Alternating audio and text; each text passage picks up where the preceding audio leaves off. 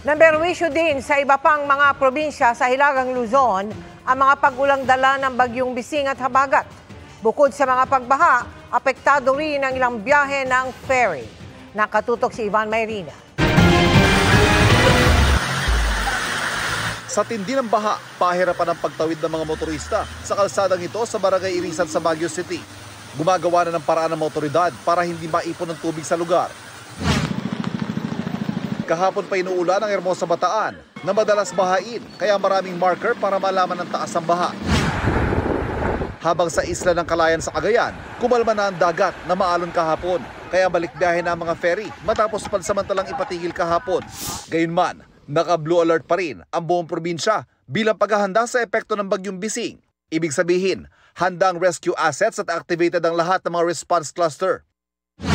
Habang sa Batanes, inatasan ng mga pulis sa mag-ikot sa mga nasasakupang lugar at mag-monitor sa mga baybayin para agad makapag-abiso kung kailangan magpalikas. Habang sa Pangasinan, sinuspindi ang klase ngayong araw sa 26 na bayan o lungsod. May ilan namang pili lang ang suspensyon, depende sa school level. Maulan na ating aasahan, lalo-lalo sa may parte ng weste ng Pangasinan. Saan natin na yung forecast rainfall natin dyan is 100 to 200 mm. Wala naman nakataas sa gale warning pero ayon sa Pag-asa, asahan ng malalakas at matataas sa alon, kaya delikadong pumalaot.